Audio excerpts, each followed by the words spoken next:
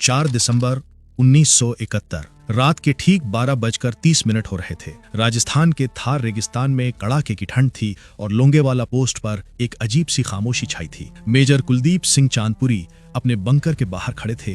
तभी अचानक उन्हें जमीन के नीचे एक कंपन महसूस हुई। उन्होंने अपना कान रेत पर लगाया।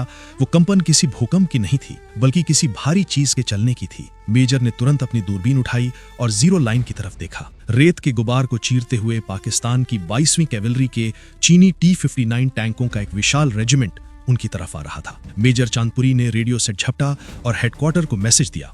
सर, सामने कम से कम 40 टैंक हैं और हजारों की तादाद में दुश्मन इन्फेंट्री हमारी तरफ बढ़ रही है। हमें तुरंत बैकअप चाहिए।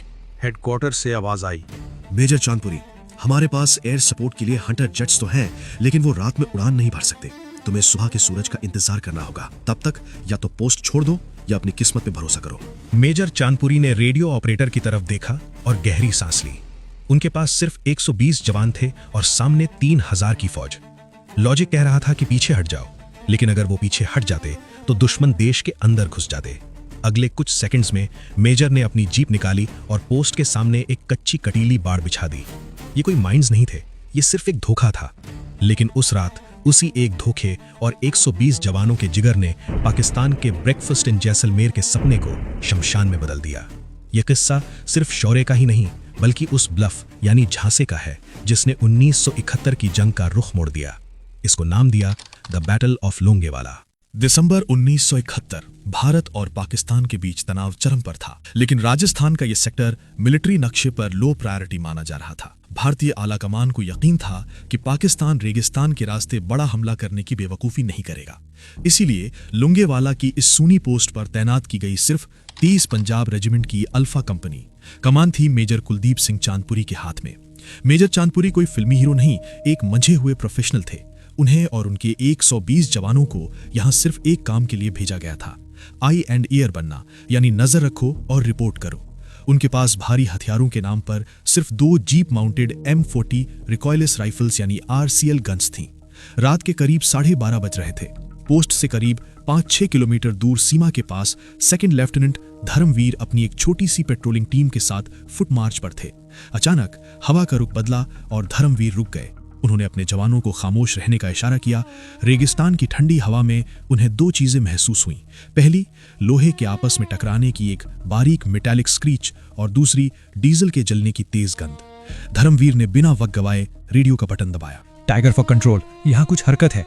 टैंकों की ट्रैक की आवाज आ रही है। काउंटिंग अभी साफ नहीं है। ओवर। लोंगेवाला पोस्ट पर मेजर चांदपुरी ने मैसेज रिसीव किया। वो जानते थे कि अगर टैंक आ रहे हैं तो इसका मतलब है कि ये कोई छोटी घुसपैठ नहीं, बल्कि एक फुल स्केल स्ट्राइक है। उन्होंने तुरंत जैसलमेर स्थित ब्रिगेड हेडक्वार्टर को इन्फॉर्म किया।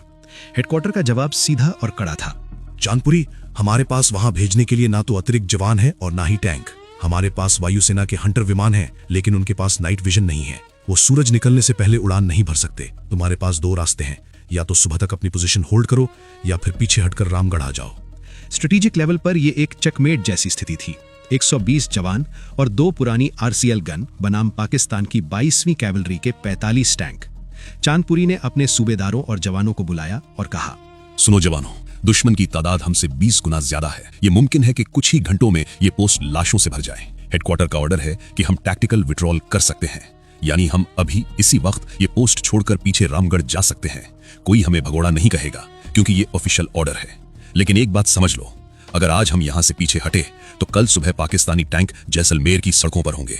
मैं यहां से 1 इंच पीछे नहीं हटने वाला। जिसे अपनी जान प्यारी है वो अभी जा सकता है, मैं उसे नहीं रोकूंगा।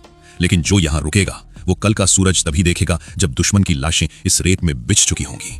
अगर ये पोस्ट ओवररन हो गई और दुश्मन हमारे सर पे आ खड़ा हुआ तो मैं कैदी बनकर उनके सामने घुटने नहीं टेकूंगा। मैंने अपने जूते में ये लोडेड पिस्तौल रखी है, जिसमें ये आखिरी गोली मेरे अपने लिए है। और अगर इस जंग के बीच मेरे कदम पीछे हटे या मैंने तुम्हें पीछे हटने का हुक्म दिया तो तुम्हें मेरी कसम है, अपनी राइफल का रुख मेरी तरफ कर देना और मुझे वहीं ढेर कर देना। मेरी लाश इस लकीर के उस पार नहीं जानी चाहिए। अगले कुछ सेकंड्स तक वहां सिर्फ हवा की आवाज थी। किसी ने नारा नहीं लगाया, किसी ने शोर नहीं मचाया। बस एक एक करके उन 120 जवानों ने अपनी राइफल्स की सेफ्टी कैच हटा दी और अपनी अपनी ट्रेंचेस की तरफ मुड़ गए। वो चुप्पी चिल्ला चिल्ला कर कह रही थी कि उस रात लोंगेवाला से कोई पीछे नहीं हटने वाला था। उस रात मेजर चांदपुरी ने सिर्फ एक बटालियन को कमांड नहीं किया था, उन्होंने 120 इंसानों को फौलाद में बदल दिया था। रेत के उन टीलों के पीछे पाकिस्तान की पूरी ब्रिगेड ये सोचकर आगे बढ़ रही थी कि रास्ता साफ है। उन्हें नहीं पता था कि सामने कोई रेजिमेंट नहीं बल्कि 120 पेशेवरों की एक सैंड वॉल खड़ी है। असली खेल अब शुरू होने वाला था, जिसे मिलिट्री इतिहास में द ग्रेट ब्लफ कहा गया। रात के 2:30 बज रहे थे। पाकिस्तानी टैंकों का काफिला लोंगेवाला पोस्ट के इतना करीब था कि मेजर चांदपुरी अपने बंकर से उनकी हेडलाइट्स देख सकते थे। दुश्मन को यकीन था कि यहां कोई भारी डिफेंस नहीं है। उनके लिए ये जैसलमेर जाने वाले रास्ते की बस एक मामूली रुकावट थी। लेकिन मेजर चांदपुरी ने एक ऐसी स्ट्रेटेजिक चाल चली जिसका जिक्र आज भी मिलिट्री एकेडमीज में किया जाता है। मेजर चांदपुरी के पास एंटी टैंक माइंस की भारी कमी थी। उन्होंने अपने जवानों को हुक्म दिया कि पोस्ट के चारों तरफ सिर्फ कटीले तार बिछा दिए जाएं। ये कोई सुरक्षा कवच नहीं था, ये बस एक साइकोलॉजिकल ब्लफ था। जैसे ही पाकिस्तान के पहले T-59 टैंक ने इन तारों को देखा, उनके कमांडर के माथे पर पसीना आ गया। मिलिट्री प्रोटोकॉल कहता है जहां कटीले तार हैं वहां माइंस पक्की हैं। पाकिस्तान की पूरी इन्फेंट्री और टैंक रेजिमेंट वहीं रुक गई। उन्होंने अपने इंजीनियर्स को बुलाया और अगले 2 घंटे उस नकली माइंस को साफ करने में बर्बाद कर दिए जो वहां थी ही नहीं। इन 2 घंटों ने लोंगेवाला की किस्मत बदल दी। इसी दौरान मेजर चांदपुरी ने अपनी दूसरी चाल चली। उन्होंने अपनी 2 RCL गन वाली जीपों को रेत के ऊंचे टीलों के पीछे छिपा दिया। RCL गन की एक सबसे बड़ी खराबी थी उसका भारी बैक ब्लास्ट, यानी जब ये गोला दागती है तो पीछे से निकलने वाली आग और धुआं गन की पोजीशन एक्सपोज कर देता है। मेजर चांदपुरी का निर्देश साफ था, एक शॉट मारो और तुरंत पोजीशन बदलो। जैसे ही पाकिस्तानी टैंकों ने आगे बढ़ने की कोशिश की, भारतीय जवानों ने सटीक निशाना साधा। अंधेरे में पाकिस्तानियों को यह समझ ही नहीं आया कि उन पर हमला कहां से हो रहा है। उन्हें लगा कि लोंगेवाला पोस्ट पर भारत की कोई बड़ी बटालियन मौजूद है। इसी बीच कुदरत ने भी भारत का साथ दिया। पाकिस्तान ने जिन भारी टैंकों पर भरोसा किया था वो यूरोपीय मैदानों के लिए बने थे। लोंगेवाला की नर्म रेत में वो टैंक धंसने लगे। जैसे जैसे ड्राइवर इंजन तेज करते, टैंक और गहरे धंसते चले गए। दुश्मन का शॉक एंड ऑ हमला अब एक ट्रैफिक जैम में बदल चुका था। सुबह होने में अब सिर्फ 3 घंटे बाकी थे। पाकिस्तान की स्ट्रैटेजी फेल हो रही थी, लेकिन खतरा टला नहीं था। उनके पास अभी भी हजारों की तादाद में पैदल सेना थी जो किसी भी वक्त पोस्ट को घेर सकती थी। चांदपुरी के 120 जवान थक चुके थे, गोलियां कम हो रही थीं और सूरज निकलने में अभी भी वक्त था। सारा दारोमदार अब एक ही चीज पर था, क्या भारतीय वायुसेना के हंटर जेट्स समय पर पहुंच पाएंगे। 5 दिसंबर की सुबह लोंगेवाला पोस्ट पर मेजर चांदपुरी और उनके जवानों के लिए पिछले 8 घंटे किसी सदी से कम नहीं थे। गोलियां खत्म होने पर थीं, जवान बुरी तरह थक चुके थे और दुश्मन की पैदल सेना अब आखिरी हमले के लिए पोजीशन ले रही थी। ठीक उसी वक्त जैसलमेर एयरबेस पर एक अलग तरह की हलचल थी। एयरबेस पर IAF की 122 स्क्वाड्रन के विमान खड़े थे। इनके कमांडर थे विंग कमांडर MS बाबा। लोंगेवाला से आई कॉल का इंतजार वो पूरी रात से कर रहे थे। सुबह की पहली किरण के साथ ही 2 हंटर विमानों ने उड़ान भरी। इन विमानों की एक बड़ी स्ट्रेटेजिक कमी थी, इनके पास कोई रडार या आधुनिक नेविगेशन नहीं था। पायलटों को अपनी आंखों से दुश्मन को ढूंढना था। पायलट को जो दिखा वो किसी टारगेट प्रैक्टिस जैसा था। पाकिस्तान के 40 से ज्यादा टैंक लोंगेवाला की उस नर्म रेत में फंसे हुए थे। वो न आगे जा सकते थे न पीछे। मिलिट्री की भाषा में इसे कहते हैं सिटिंग डक्स। यहां पाकिस्तान की सबसे बड़ी स्ट्रेटेजिक गलती सामने आई। उन्होंने इतना बड़ा हमला तो किया, लेकिन अपने टैंकों को हवाई सुरक्षा नहीं दी। उन्हें लगा था कि वो सुबह होने से पहले लोंगेवाला फतह कर लेंगे। सुबह 7:30 बजे पहली स्ट्राइक हुई। हंटर जेट्स ने अपनी 30 mm एडन कैनन्स और T-10 रॉकेट से आग उगलनी शुरू की। रेगिस्तान में टैंकों के पास छिपने की कोई जगह नहीं थी। जैसे ही एक टैंक फटता, उसका काला धुआं दूसरे टैंकों की पोजीशन बता देता। पायलटों ने बारी बारी से सॉटीज की, एक जाता दूसरा आता। दोपहर होते होते लोंगेवाला का नजारा बदल चुका था। पाकिस्तान की 22वीं कैवलरी रेजिमेंट का गर्व, उनके T-59 टैंक्स अब जलते हुए लोहे के ढेर थे। पाकिस्तानी सेना में भगदड़ मच गई। जो टैंक सही सलामत थे, उनके चालक उन्हें वहीं छोड़कर पैदल ही सीमा की तरफ भागने लगे। शाम होते होते जंग खत्म हो चुकी थी। पाकिस्तान की 18वीं डिवीजन पूरी तरह तबाह हो गई थी। जब मेजर चांदपुरी और उनके जवान अपनी ट्रेंचेस से बाहर निकले तो उनके सामने एक कब्रिस्तान था, दुश्मन की स्ट्रैटेजी और उनके अहंकार का कब्रिस्तान।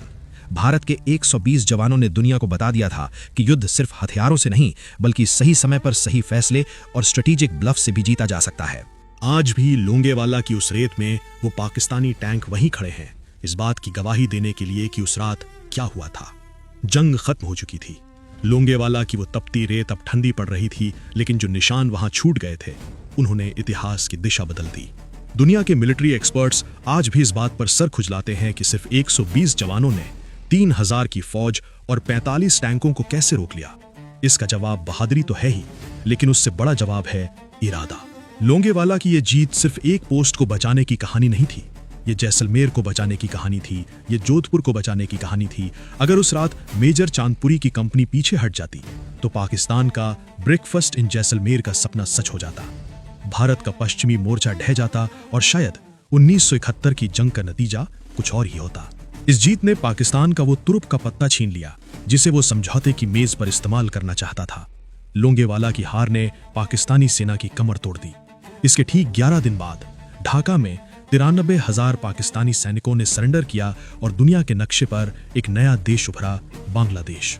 भारत ने उस रात लोंगेवाला पोस्ट पर अपने सिर्फ 2 जाबाज खोए, वहीं पाकिस्तान के 200 से ज्यादा जवान और 34 से ज्यादा टैंक उसी रेत में दफन हो गए।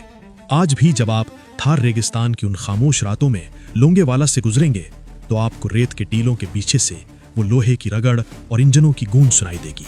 वो टैंक आज भी वहीं खड़े हैं, जंग खाए हुए, बेबस और लाचार। वो टैंक पाकिस्तान की उस सबसे बड़ी भूल की गवाही देते हैं जो उन्होंने 1971 की उस काली रात में की थी। उन्होंने सोचा था कि रास्ता साफ है, उन्हें अंदाजा नहीं था कि भारत की सरहद पर लोहा नहीं, फौलादी जिगर पहरा दे रहे हैं। इसे कहा गया द बैटल ऑफ लोंगेवाला, एक ऐसी जंग जो सिर्फ जीती ही नहीं गई बल्कि रची गई थी।